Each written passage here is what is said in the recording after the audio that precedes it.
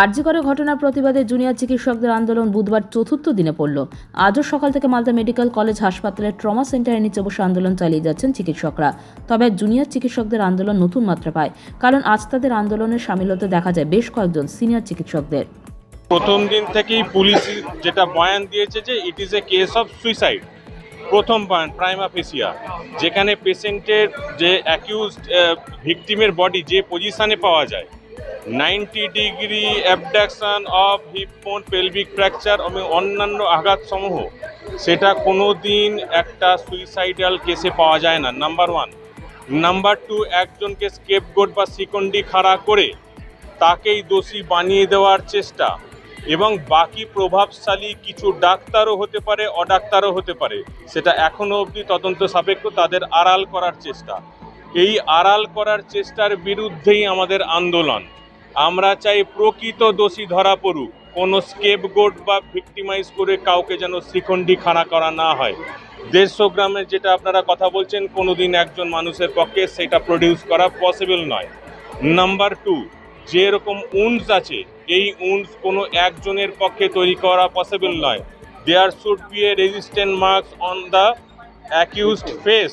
যে অ্যাকিউজডের আমরা ছবি দেখছি, যতদূর জুম করে দেখা যাচ্ছে তার মুখে কোনো রেজিস্ট্যান্ট মার্কস নেই, তার মানে সে সেইখানে প্রত্যক্ষভাবে জড়িত না থাকলেও পরোক্ষভাবে থাকতে পারে। কিন্তু যাদের মুখে রেজিস্ট্যান্ট মার্কস আছে তাদের অ্যালুপ হয়ে গেছে, তারা ভ্যানিশড হয়ে গেছে গত 2-3 দিন থেকে, জাস্ট টু ডিমোলাইজ দেয়ার ফেসিয়াল মার্ক।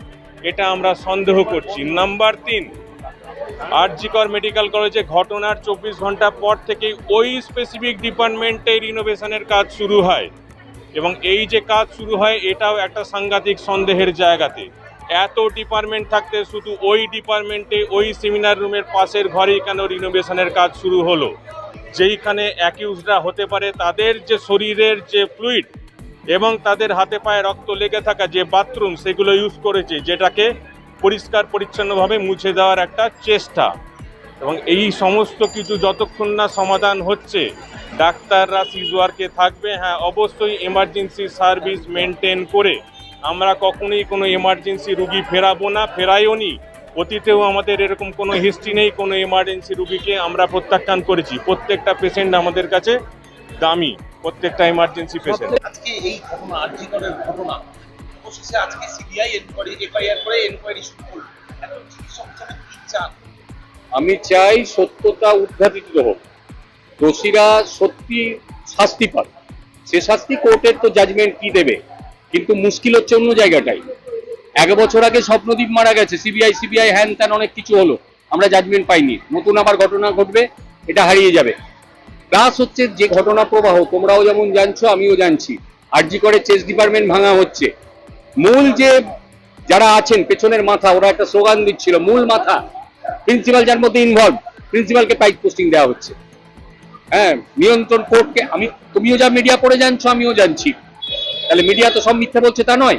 তাহলে যেখানে তোমার অ্যাডমিনিস্ট্রেশন যখন এইটাকে পরিচালিত করে তাদের হাতে যতক্ষণ থাকবে এবং তারা মিসগাইড করে তথ্য প্রমাণ যদি লোপ করে থাকে, কারণ এভিডেন্স চাই, কোর্ট এভিডেন্স চাই। আবেগ, এটা হিন্দি সিনেমা না যে ভিলেনকে শক্তি কাপুরকে একটা এবারে মারলো মা কালী পেছন থেকে, শক্তি কাপুর পড়ে গেল, তোমরাও তালি বাজালে, তা নয়। এভিডেন্স গুলো যদি চলে যায় তাহলে কিছুই হবে না, আমরা ভুলে যাব, আবার নতুন ইস্যু আসবে। কি মনে হচ্ছে প্রমাণ লোপাট করা হয়েছে? কাগজে দেখছি, তুমিও যা দেখছো আমিও তাই দেখছি। কি মনে হয়? একটা মেডিকেল কলেজে একটা মেয়ে 36 ঘন্টা ডিউটি করেছে, তারপর সে অরক্ষিত থাকবে কেন বলো তো? মৌলিক প্রশ্ন, থাকবে কেন? ভাবো না, ওটা তোমার বোন, তোমার মেয়ে, তোমার পরিচিত পাশের বাড়ির মেয়েটি, থাকবে কেন অরক্ষিত থাকবে কেন? যেখানে কুত্তার ডায়ালিসিস হয়, যেখানে পঞ্চায়েতের পঞ্চু, তারও 15টা গাড়ি এদিক ওদিক থাকে, পেছনে নিয়ে ঘোরে।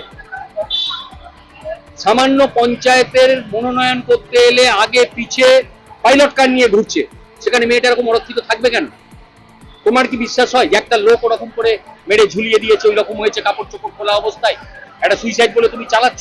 বলো, তুমি খুব বেসিক কাগজ কি দিয়েছে তা না, এগুলো তো সত্যি। তাহলে বলো তো, এই বেসিক জিনিসগুলো যদি হয় তাহলে তুমি কি বিশ্বাস করো? তোমার কি হজম হচ্ছে? টার্মোজাইন খেয়েও তুমি এটা হজম করতে পারবে না। বলছি আজকে এখানে এসেছিলেন, কি বললেন? আমি বললাম যে তোমাদের এই যে আন্দোলন এটা ফলপ্রসূ হোক, কোনো প্ররোচনায় পা দেবে না, এমন কিছু হঠকারী সিদ্ধান্ত নেবে না, কারণ যে গভর্নমেন্ট যেই থাকুক, রাজা যেই থাকুক, এবং রাজা হলেও তাদের যারা সাঙ্গপাঙ্গ থাকে তারা আগের রাজার আলখাল্লা পড়তো, এখন তারা আলখাল্লা পাল্টে নেয়, নতুন রাজা রানী আসলে আবার তারা আলখাল্লা পড়বে, লেলিয়ে দিতে পারে। আর ডাক্তাররা হচ্ছে খুব সফট টার্গেট, হ্যাঁ, পুলিশ খুব সফট টার্গেট, দেখবে পুলিশ ঘুষ খায়, হ্যাঁ, ডাক্তার চেম্বার করছে, বাকি দুনিয়া সব করে খাচ্ছে, নেতা চুরি করে ফাঁক করে দিচ্ছে, কিন্তু নেতাকে আমরা পুজো কমিটির ফিতে কাটতে ডাকি কিনা, হ্যাঁ। Bureau news Bangla Times.